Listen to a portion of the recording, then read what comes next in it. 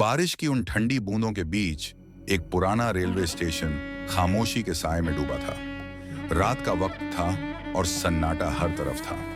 वहीं एक बूढ़ा आदमी जिसका नाम जैक था, अकेले उस स्टेशन के कोने में बैठा था। उसकी उम्र लगभग 60-70 के करीब थी। समय ने उसके चेहरे पर कई लकीरें बना दी थीं, लेकिन उसकी आंखों में अभी भी जिंदगी की चमक बची थी। वह अपने पुराने दिनों को याद कर रहा था, जिनमें कभी उसकी जिंदगी खुशियों से भरी थी। उस वक्त बारिश की बूंदों से भीगा हुआ एक लड़की स्टेशन पर दौड़ती हुई आई। उसकी उम्र लगभग 20 वर्ष की थी। वह थकी हुई, डर से कांपती हुई और पूरी तरह अकेली थी। उसका नाम रूही था। उसकी आंखों में भय था और उसके कपड़े पूरी तरह भीगे हुए थे। वह उस बूढ़े आदमी के पास आई और उम्मीद की एक किरण के साथ वहां रुकी। जैक ने बिना कुछ कहे अपनी चादर उसकी कंधे पर रख दी और उसे अपने पास बिठाया। वह जानता था कि किसी इंसान के लिए सबसे जरूरी चीज होती है साथ और सहारा। उस रात दोनों ने मिलकर ठंड और डर का सामना किया। अगले दिन रूही ने धीरे धीरे अपनी कहानी बतानी शुरू की। वह एक अमीर परिवार की लड़की थी जिसका विवाह एक जमींदार के बेटे से हुआ था। शादी के बाद उसे पता चला कि उसके ससुराल वाले काले जादू और अंधविश्वास में लिप्त थे। उन्होंने रूही को कई बार धमकाया, डराया और उसके खिलाफ काले जादू का इस्तेमाल किया। वह बचकर वहां से भाग निकली थी। जैक, जिसने भी अपनी जिंदगी में बहुत दर्द देखा था, रूही की पीड़ा को समझ सका। उसने उसे आश्वासन दिया कि वह उसके साथ है और उसे सुरक्षित रखेगा। उसने अपनी झोपड़ी में रूही को आश्रय दिया। रूही ने धीरे धीरे जैक पर भरोसा करना शुरू किया। जैक ने रोजाना उसके लिए खाना बनाया, उसकी देखभाल की और उसके सपनों को पूरा करने की इच्छा जताई। वह जानता था कि पढ़ाई ही रूही के जीवन में बदलाव ला सकती है। कुछ ही महीनों में रूही ने अपनी पढ़ाई शुरू की।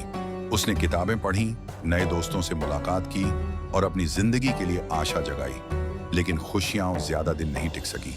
रूही के ससुराल वाले फिर से उसे ढूंढने लगे। एक दिन वे झोपड़ी के बाहर आ धमके। वे उसे वापस ले जाना चाहते थे। जैक ने उनकी धमकियों का मुकाबला किया और पुलिस से मदद मांगी, लेकिन पुलिस भी दबाव में थी। यह देखकर जैक और रूही ने फैसला किया कि वे अपने पुराने गांव को छोड़कर एक नई जगह पर जाएंगे। उन्होंने शहर की ओर रुख किया, जहां नए अवसर और नई उम्मीदें थीं। शहर पहुंचकर जैक ने एक छोटी सी दुकान खोली और रूही कॉलेज में दाखिला लिया। उन्होंने मेहनत की, संघर्ष किया, पर हार नहीं मानी। समय के साथ रूही एक सफल सामाजिक कार्यकर्ता बन गई, जो महिलाओं के अधिकारों के लिए काम करती थी। जैक ने भी अपनी दुकान से अच्छी आमदनी शुरू की। अंत में दोनों एक बड़े बरगद के पेड़ के नीचे बैठे थे।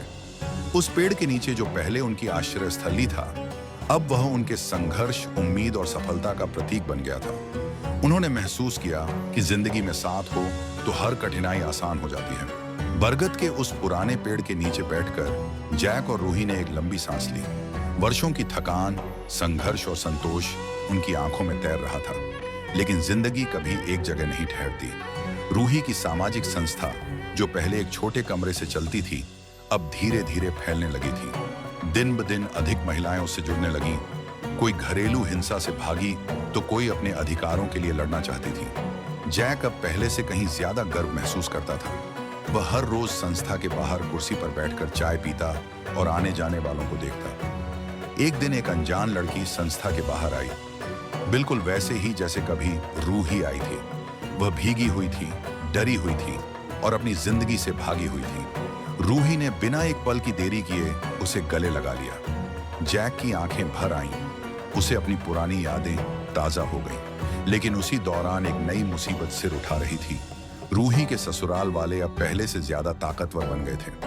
उनके पास राजनीतिक संबंध थे और वह उसकी संस्था को बंद करवाने की कोशिश कर रहे थे। एक दिन उन्हें नोटिस मिला कि संस्था अवैध जमीन पर बनी है और उसे 3 दिन में हटाया जाए। रूही के मन में डर था, पर अब वह वो डरी सहमी लड़की नहीं थी। उसने कानूनी सलाह ली, मीडिया से संपर्क किया और अपने समर्थकों को इकट्ठा किया। जैक ने कहा, डर मत, तू अब अकेली नहीं है, तेरी लड़ाई अब मेरी भी है। तीसरे दिन सुबह जब अधिकारियों ने संस्था पर ताला लगाने की कोशिश की, सैकड़ों महिलाएं वहां खड़ी थी, एकजुट, चुप नहीं। कैमरे चल रहे थे और एक टीवी रिपोर्टर जैक से सवाल पूछ रहा था। जैक ने माइक पकड़ा और कहा, इस जगह ने मेरी और रूही की जान बचाई है। अगर इसे गिराना है तो पहले हमें गिराना होगा। भीड़ में सन्नाटा था, लेकिन उसकी बातों ने सबके दिलों को छू लिया। एक वीडियो वायरल हो गया, एक बूढ़े का इंसाफ के लिए खड़ा होना।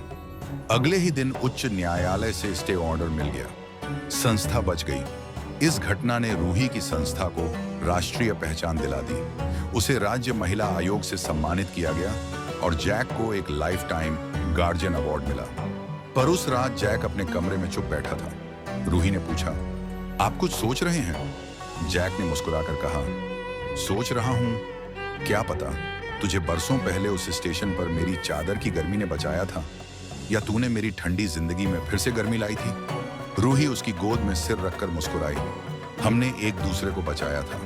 बाहर फिर बारिश हो रही थी, लेकिन इस बार कोई डरा नहीं था। इस बार हर बूंद एक उम्मीद थी।